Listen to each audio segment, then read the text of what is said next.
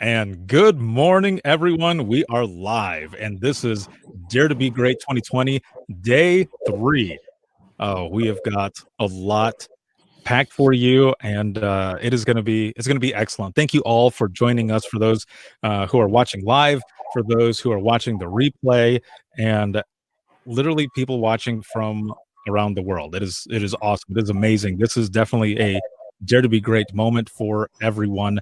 And we are going to kick it off. Our keynote speaker, and I have a good friend of mine, Rosa Ramos, and we met. Yeah, work it. We met just about a month or so ago at the Catalina conference, and had been kind of talking a little bit on LinkedIn on some stuff. I went over there as a speaker, and she gave an amazing session, an opening talk there at that conference, and I just knew I needed to have you here as well to give an opening keynote. So I cannot wait for this. You are all in for something great, and I'm gonna let you go ahead and take it away. Awesome. Thank you. Well, thank you, Hoda. I'm over here. Thank you guys for having me today. I'm very excited to be here. I do have to tell you all, though, I decided to do this outside. And of course, Murphy's Law, the lawnmower guy, the yardscaping, full effect right now. I forgot it's garbage day. So if you hear the garbage man rolling around, I will try to do my best to speak loudly, but hashtag essential workers, right? So thank you very much for being here and for joining me. It's an honor to be here with you all. So just a little bit about me. I'm here today to talk to you about championing your cause. It's something very passionate for me. So again, my name is Rosa Ramos. I'm the dispatch manager for the Alameda County Regional Emergency Communications Center. And yes, that's a mouthful. Try saying that in meetings all the time. So we do have an acronym. It's ACRAC. I've been a manager there for 5 years, representing California, the Yay area to be exact, Bay Area. And I want to talk to you a little bit about who I am and how did I get here. So I'm a mother, a daughter, a sister, 911 professional, a lover, a fighter, first generation American here. When I was growing up, no one really talked about college, right? In my household, it was very much about the way to make it is you get a government job, you get your benefits, you get your pension, you've made it, you're a star. So let me back up for a second here.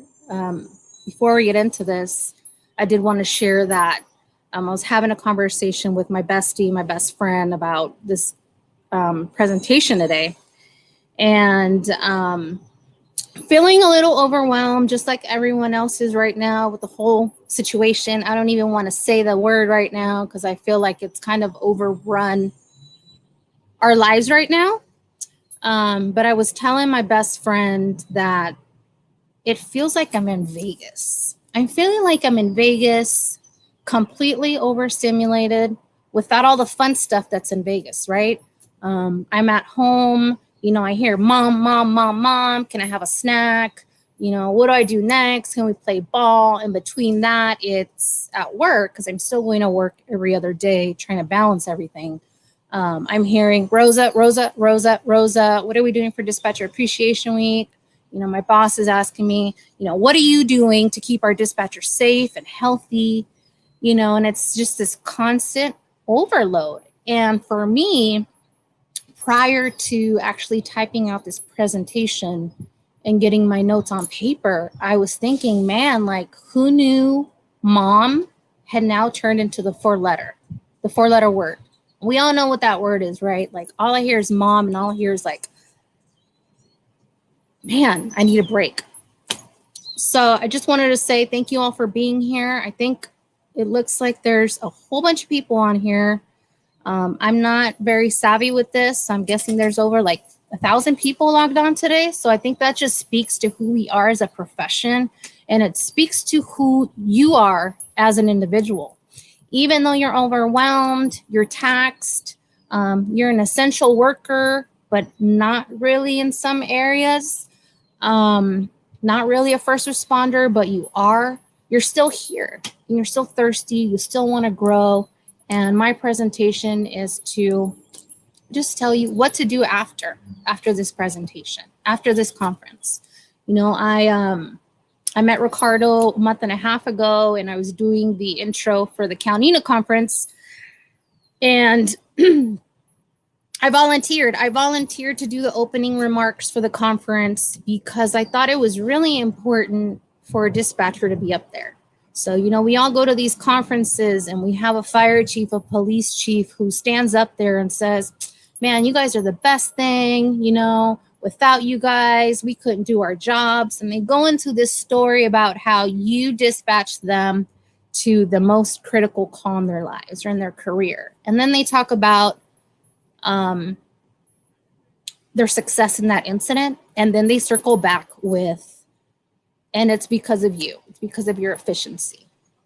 So when I was presenting at Calnina, for me, it was, I wanted you all or people to know who were attending the conference how to get the best out of the conference. And ironically, today, I have the opportunity to now share with you how to get the best out of the conference once you leave, right? Because we go to these conferences and we're hyped up, we've got all this energy, and then we go back home, and then what do we do? Some of us go back to our own ways. So anyways, again, grew up in an immigrant household, had a kid very young, so kind of landed into 911. Started about 17 and a half years ago. And I started at the dispatch center in my hometown. So, I mean, I knew the streets in and out. I knew where when people would call up and say, hey, I'm at, you know, La Raza Market. I'm like, boom, you're at the corner of, you know, 23rd and whatever. So it was very easy for me to join the group. But I wanted to talk to you guys a little bit about my first day on the job. I don't know about you all across the United States, but it took me about 10 to 11 months to get hired. And I celebrated each milestone, right? So it's like, man, I passed the post test. Now I'm on the list to get hired. Excuse me. Now, you know, I'm meeting my background investigator. Yay. You know, now I'm going through the poly. What an experience was that, right? So, finally the day comes to where I'm like, I got this job, you know. And I remember the weekend before, my mom and I went out shopping because the dress code was, you know, collared shirt, you know, black, blue, white, you know, your neutral colors. So I wanted to show up. I wanted to show up and deliver, show that I'm a professional, that they made the right choice. Excuse me. And so it was like the first day of school, Monday morning. I started at 0700. I think I showed up like at 0630, right? So night shift, they're coming down, and I walk in, and I was greeted by all these high energy people, just so excited to have me. Yeah, no, I wasn't greeted by a whole bunch of excited people. I was given the looky look, and now going back to my CAD system, to my book, my magazine, whatever the case. But I do remember one of the night shift dispatchers who was leaving. And I will never forget him. He came up to me, he greeted me warmly. He's like, I'm so happy to have you here. Welcome to our center. So still high energy, feeling good. A couple minutes after that, two of the shift supervisors come out. They escort me to the training room. And I'm thinking, man, like, they're just tired.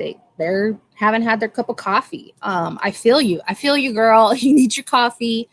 And I was sat down, and within a minute, training binder was thrown in front of me. And I want you to flip to page 1. Let's talk about probation. let's talk about probation. And the training coordinator, I won't forget her. I won't forget how she made me feel. She says to me, it doesn't matter if you're in the 11th month, the 30th day, we can get rid of you just like that. And for someone who was so excited about the opportunity, right? The opportunity to serve, the opportunity to serve my community, to use my language to help people. All that excitement went away. And now and just FYI, I hear the garbage man.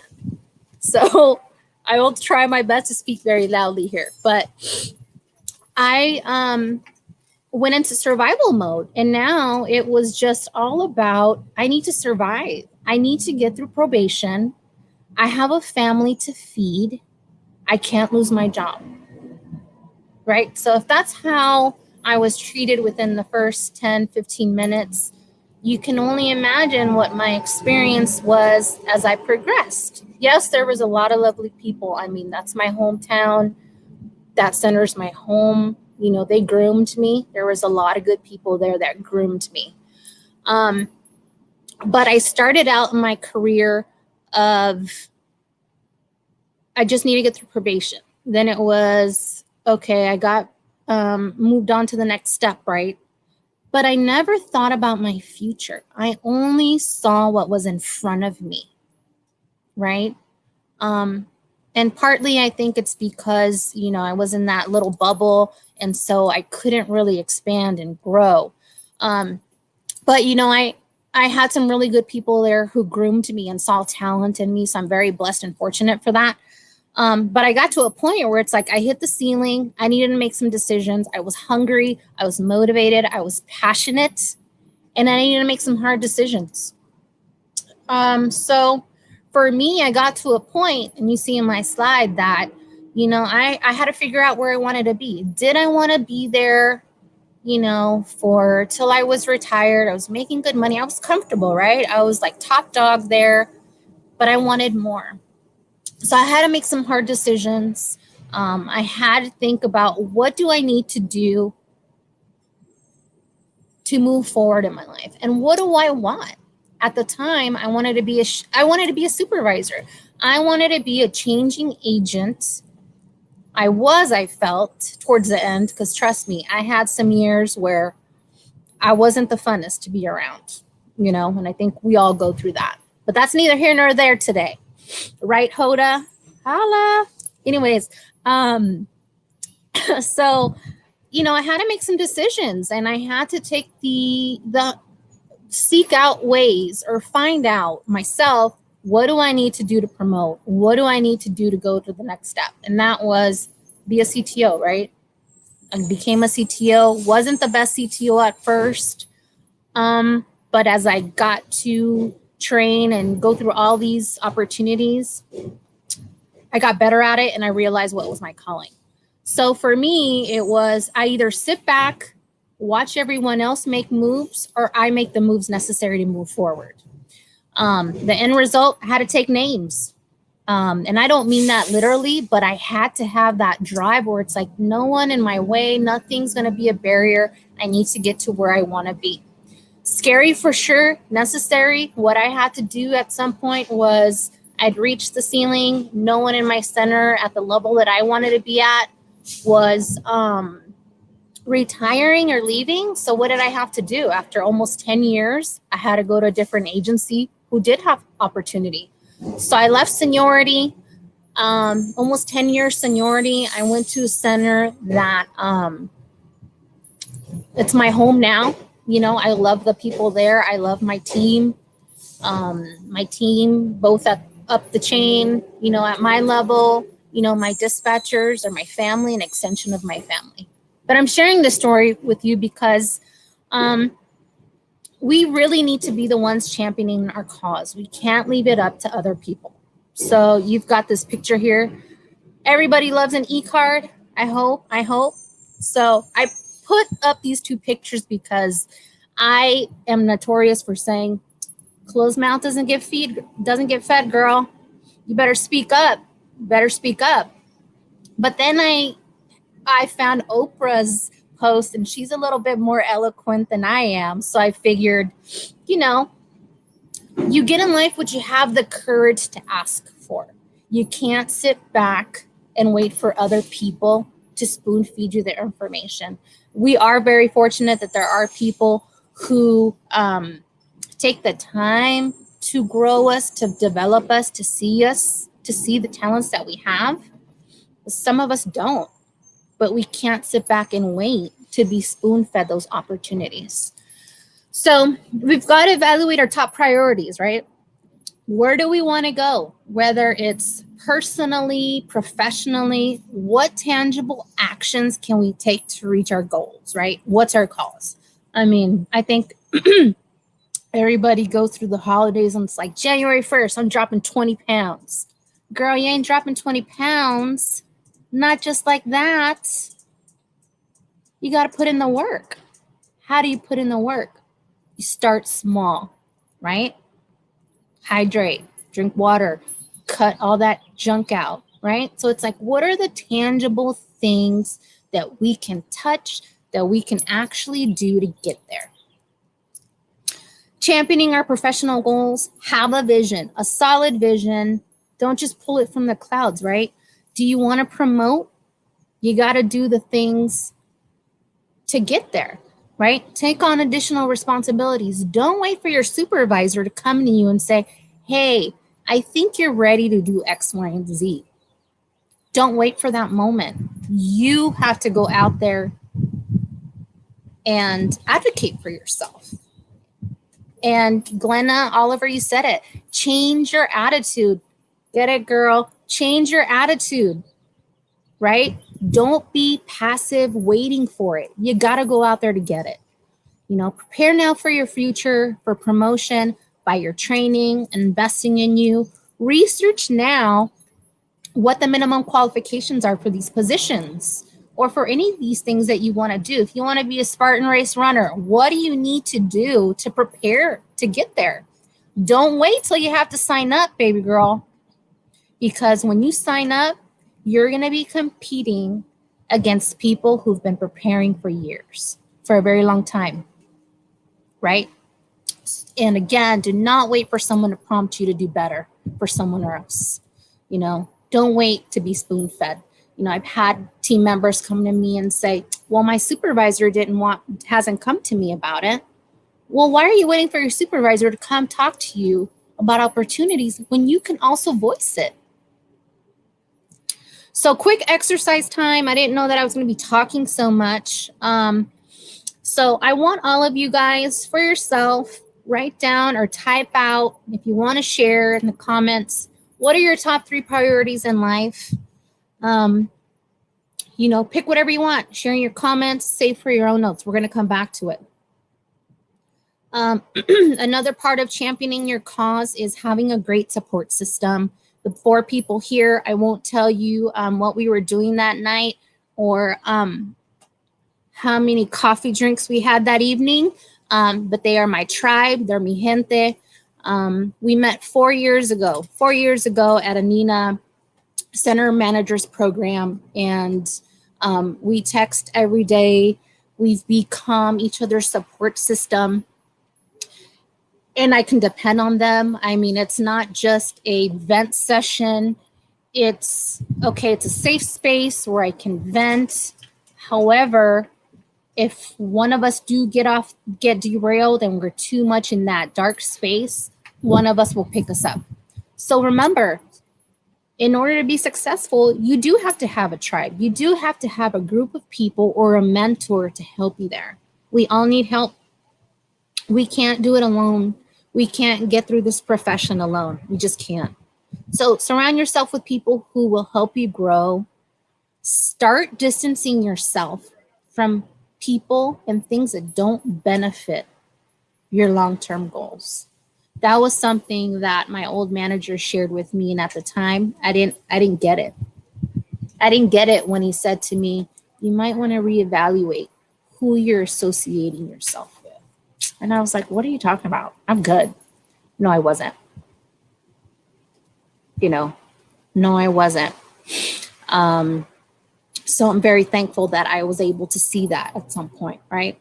So small steps, you guys. We all get into these situations in a rut where it's like we're around the bitter betties. It's like start pulling away. I think you hear these kind of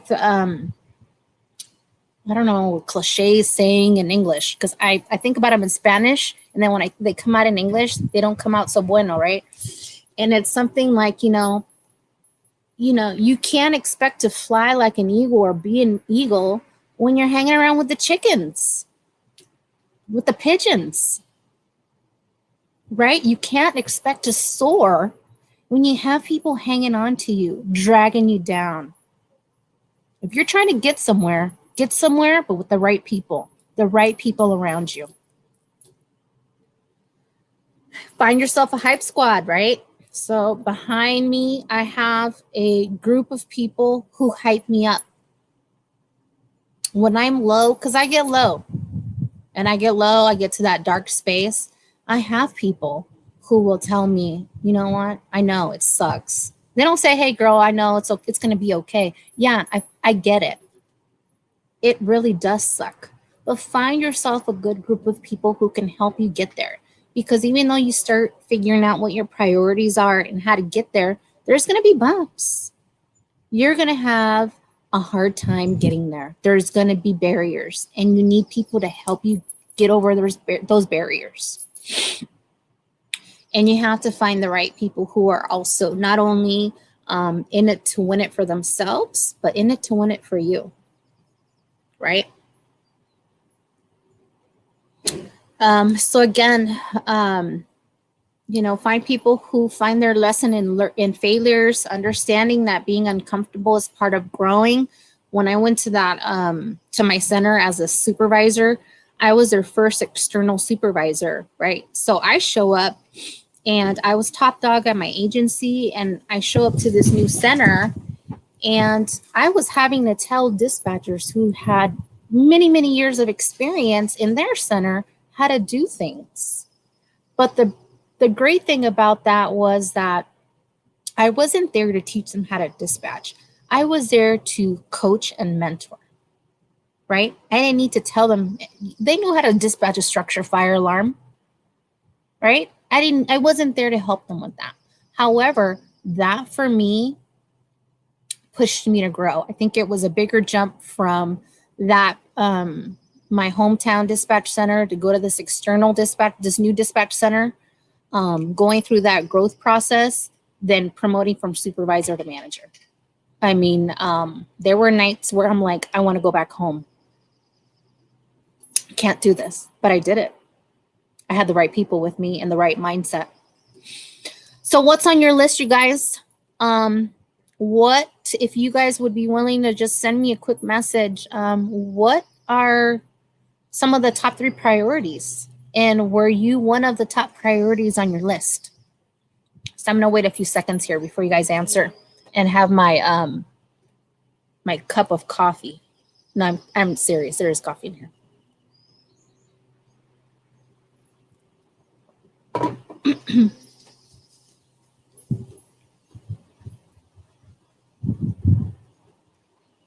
So it looks like a lot of people are typing. So I'll move on for now. But you think about that. What are your type 3 priorities? And are you on your top list? If you're not, you got to think about it. Susan, I see it. My health, my peace, and retirement. Yes, girl.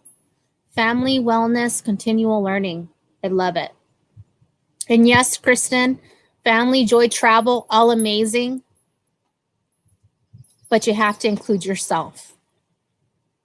I see that, Lisa. Healthy balance between work and personal life is my one priority. Excellent. I love it. I love it. Commit to your cause, you guys. Got like 4 minutes here. I'm so sorry. Commitment to your cause. Don't be stagnant. Great white shark stops swimming. It dies shortly after. Put your plan in place. Research how you're going to get there. Commit to the plan, and don't quit on yourself. We do it all the time. Don't quit on yourself. Be positive. Be realistic. There's going to be bumps. Don't give up. Do not quit on yourself. So, what's next? What do you want to take back to your center? Are you going to be afraid to show up positive, to be a champion for positive change? County and I talked about, we all talk about hashtag new year, new me. Well, 2020 is practically gone for us, right? So 2020, bye. What are you going to do tomorrow when you go back to the center? Are you going to walk in the door and be hyped up about what you're doing, what you've learned the last few days, but then you open up the fridge and you're like, man, who ate my lunch? Oh, someone used my favorite mug and they just left it in the sink. So now, boom, I'm back to my old ways. Life sucks. Morale sucks. Are you going to be that guy this time? I don't think you are, because you're here. You're watching these presentations. You didn't travel to get this information. You didn't do conference light. You're here learning. You're going to do it this time. So change now, my friends. Champion your cause now. Figure out what your cause is and fight for it. But don't quit on yourself. So, and this is my final slide. I'm going to read it to you, because I saw some of your comments about your priority list, and some of you forgot to list yourselves. Is positive change really relies solely on you. Only you can determine your mindset. Only you can put the wheels into motion, and only you can champion your cause. Closed mouths don't get fed. Chase it. Take names. Do what you need to do to get there. Do it the right way. Don't cut corners. Don't hang out with the pigeons. Soar high. And don't quit on yourself. So ask yourself, after these 3 days are over, is what am I going to do next? You going to sit around and wait for other people to soar? Or are you going to pull the trigger and make the moves that you need to make and make the right choice for you? And I think you need to choose you. I really do. I put this picture of a lotus there. I was like Googling pictures, right? And I remembered that the lotus represents, in Buddhism, beauty growing from darkness. I don't know if people know that a lotus grows from mud, murky waters. Be like a lotus. Through mud, it rises. Through water, it emerges. And through sunlight, it blossoms. It blossoms. So blossom. All right? If this is my mic, I might drop it, do my mic drop, but I'm not. So thank you guys for being here today. You've re-energized me going through this process. Really, really fix some things in me. I was feeling really off, like I said earlier, with all this stuff going on. I said, I'm not going to say the word. But in my research, I saw something that says something like, your life is like TV. Use your remote, change the channel. You don't like what you see, change it, right? Change it. So my friends, thank you. I hope you guys enjoyed my presentation. I see the cameras blipping, but hopefully you learned a little bit and you can take a little bit from it. Don't quit on yourself. Amazing. Thank you. Thank you so much. As you can see in the comments, man, they are just blowing up. Very well done. Someone in here, I just wanted to point out really quick that if I can scroll up to it fast enough here, but it says, Ken over here says in the comments, this info should be presented to all new employees. Well done. Amazing work. And just such an excellent message to kick off day 3 as we go into the closing of Dare to Be Great. And your message, everything that you have said, that completely fits with what everyone is doing. Like I've said, every day in 911, you are all in a Dare to Be Great moment. And this is exactly what you're talking about and how you started out, your story, so personal and powerful. I can't thank you enough. Thank you so much.